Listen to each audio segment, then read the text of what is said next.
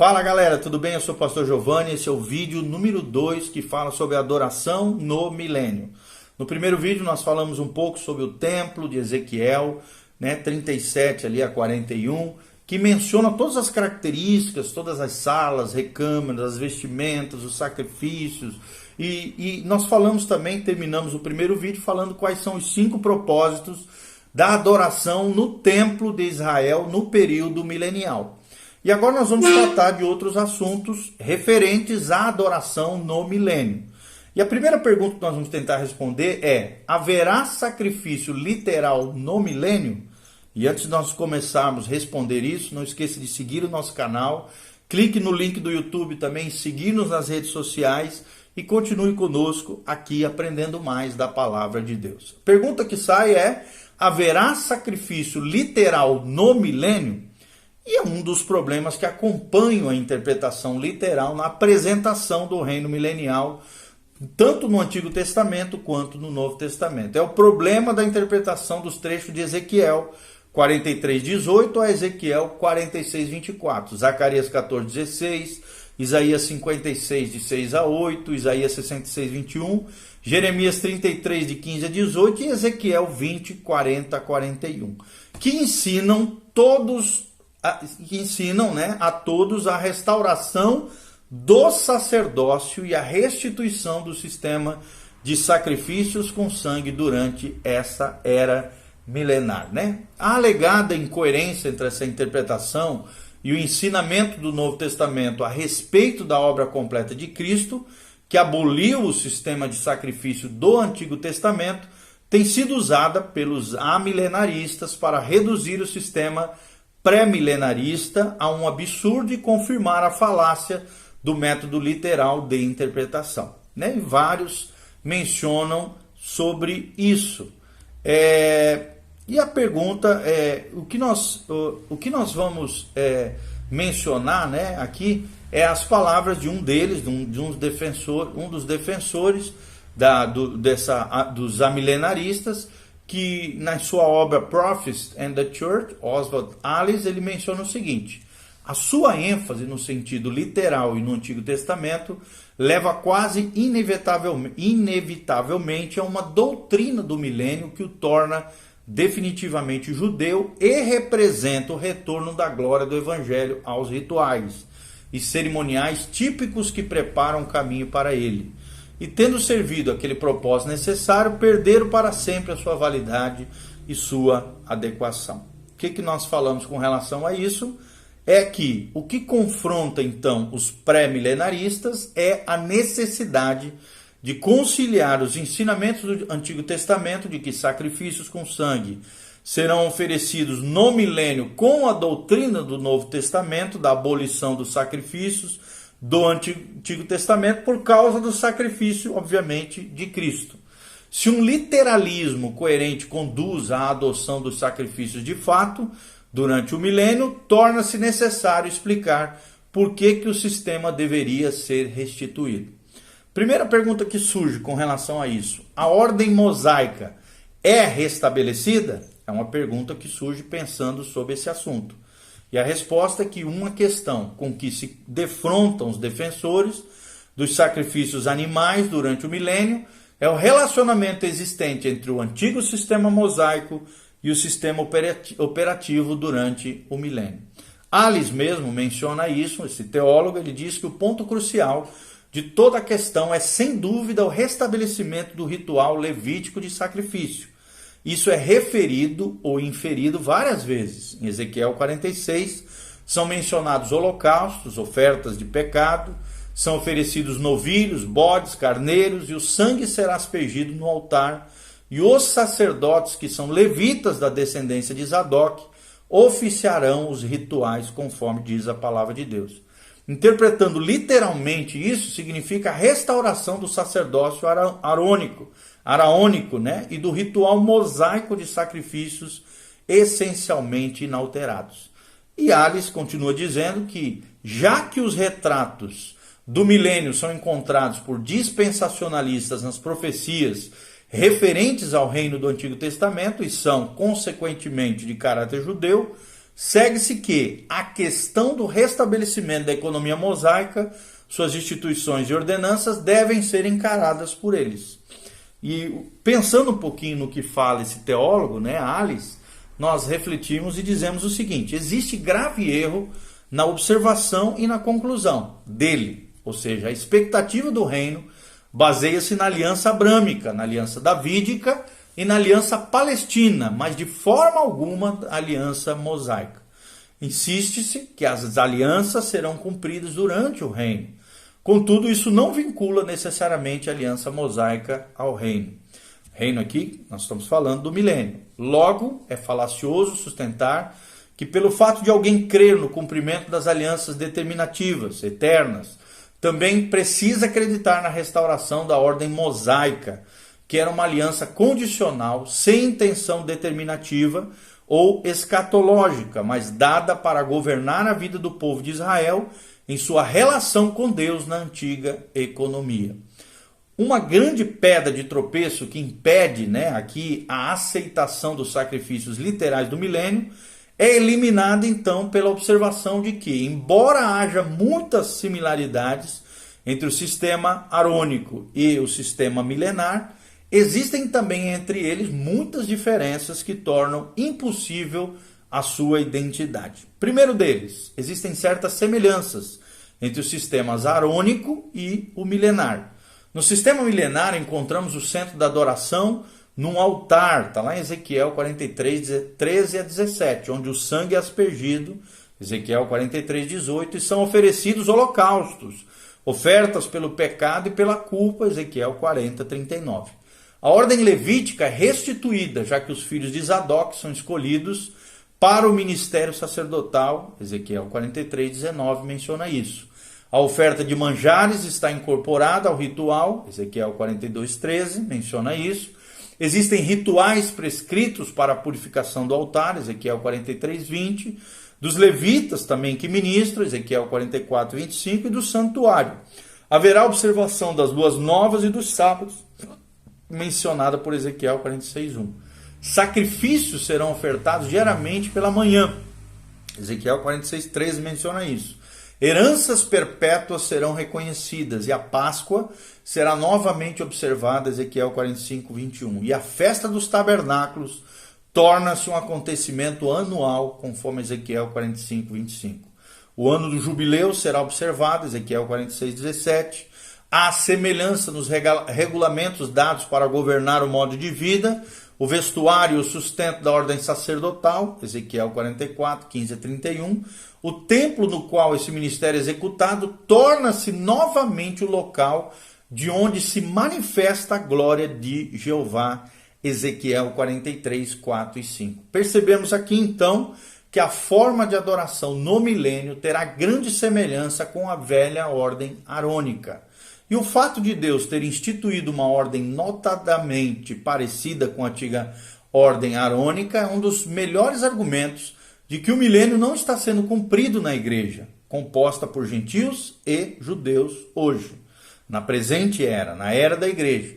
Kelly observa que essa adoração foi particularmente planejada para um Israel redimido.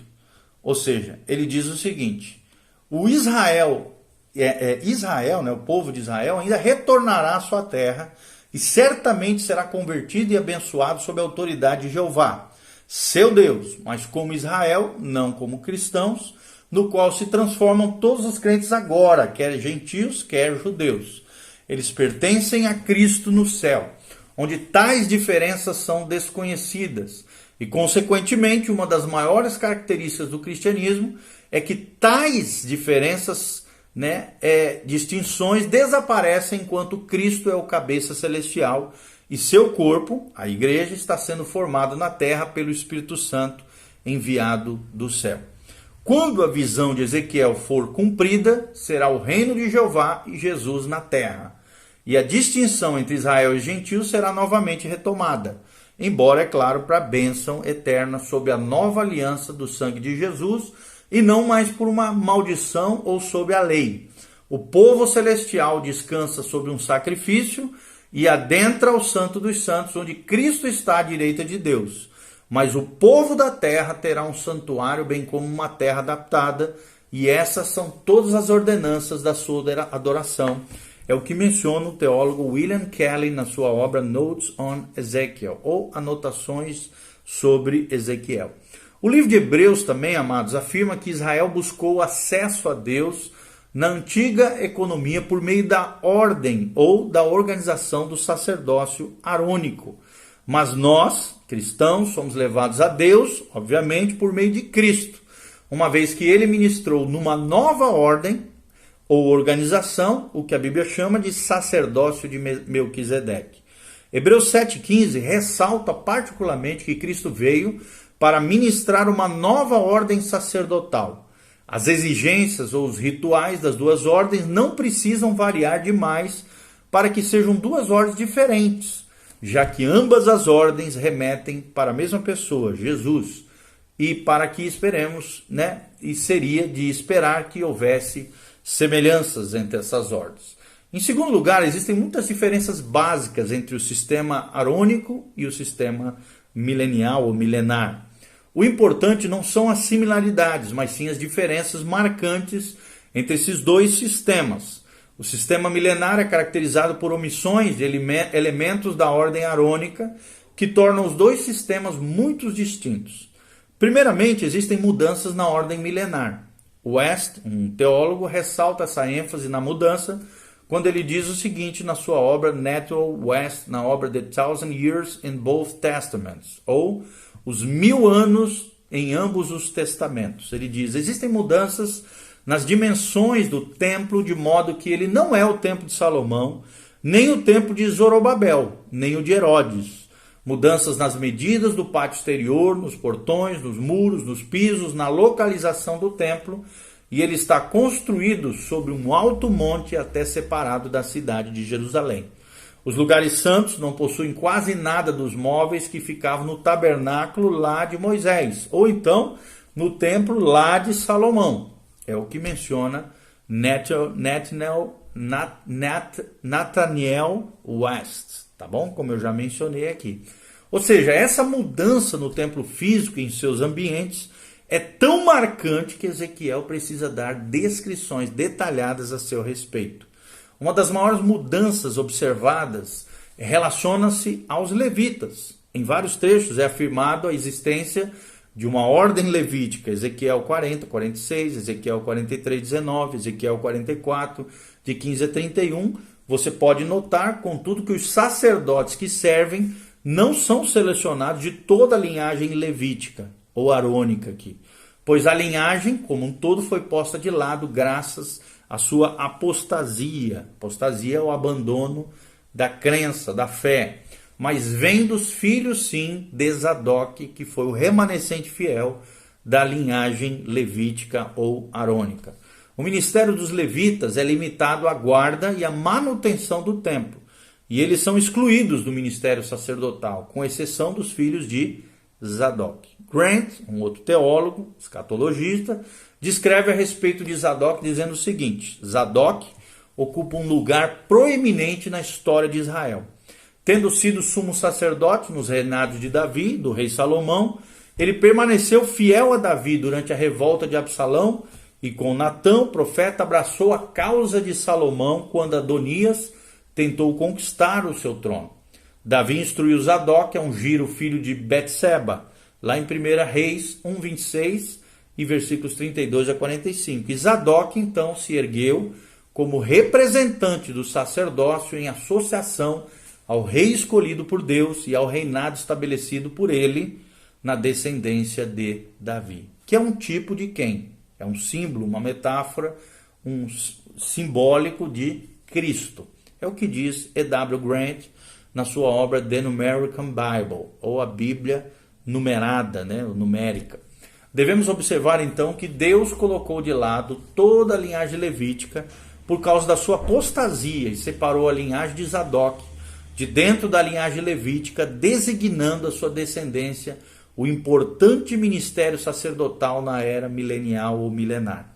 Caso se confirme que as linhagens tribais sumiram e não existe genealogia para comprovar a linhagem de Zadok, deve-se observar que o Deus que, em sua infinita sabedoria, pode chamar 12.000 de cada tribo de Israel, conforme Apocalipse 7, é capaz sim de preservar e identificar a linhagem de Zadok no período milenial. O sistema milenar também, o segundo destaque que nós trazemos aqui, ele é marcado pela anulação de muitos elementos que possuíam lugar preeminente no sistema arônico.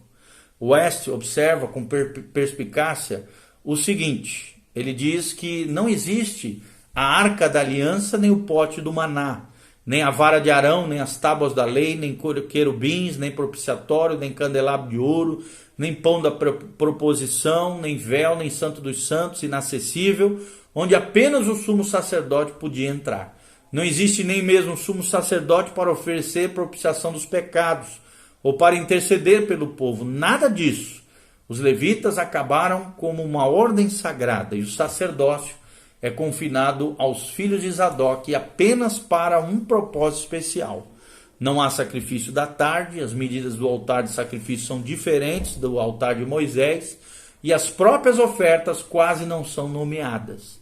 A preparação para os cantores é diferente do que era antes, as prescrições morais, sociais e civis impostas com grande ênfase por Moisés estão todas ausentes. É o que diz West na sua obra escatológica. Ele diz que, e nós pensando um pouquinho no que diz West, né? Embora sejam mencionadas 5 grandes ofertas existentes sobre a ordem arônica, na era milenar essas ofertas têm uma ênfase diferente. O sistema completo não é restaurado da mesma forma, embora a Páscoa de Ezequiel seja enfatizada e a festa dos tabernáculos seja mencionada também em Ezequiel 45:25. Omite-se qualquer referência à festa de Pentecostes. Embora partes do sistema arônico sejam vistas no sistema milenar, ele é marcado pela anulação, pela natureza incompleta de muito do que foi observado anteriormente. O próprio centro de todo o sistema levítico girava em torno do dia da propiciação, com sua aspersão do sangue da propiciação pelo sumo sacerdote sobre o propiciatório. É significativo que todas as partes necessárias desse importante ritual, o sumo sacerdote, a arca, o propiciatório e até mesmo o próprio dia, sejam omitidas do registro.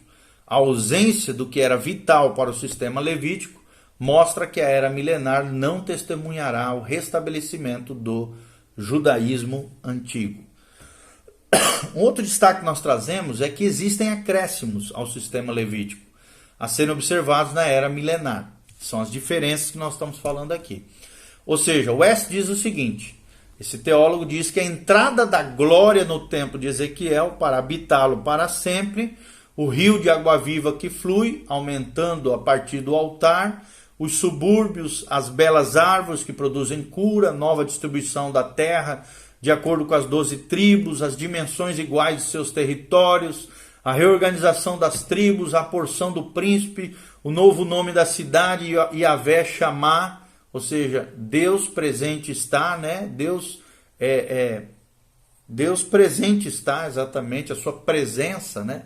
Está, provam que o novo Israel restaurado é um povo convertido, adorando a Deus agora, conforme João 4, em espírito e em verdade. Então, conforme estabelecido por Deus, a ordem levítica antiga, da antiga economia, permanece inalterada e fixada para que Israel possa ser confrontado com um novo quadro de imutável santidade do nosso Deus. A mudança na ordem para a era milenar revela uma ordem totalmente diferente. Uma das maiores mudanças observadas pela ordem milenar por vir é a pessoa e o ministério do príncipe, que além das prerrogativas reais, tem também prerrogativas sacerdotais. Quem é esse príncipe? Jesus de Nazaré. E Ezequiel descreve quem é o rei sacerdote no cargo de sumo sacerdote. Grant diz o seguinte, ele diz que nós temos o príncipe que possui uma posição excepcionalmente e altamente favorável. O seu privilégio é ocupar o portão oriental por onde entra a glória de Jeová.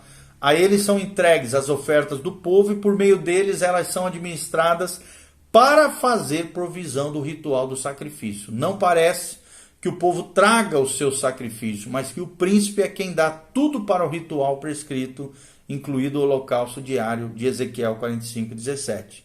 disse-se que o povo vem adorar apenas nas horas em que o príncipe faz suas ofertas, mas o ato de oferecer é dele, com os sacerdotes e levitas agindo em suas respectivas posições. Ele, Cristo aqui, desempenha então um papel representativo a favor do povo na questão das ofertas específicas.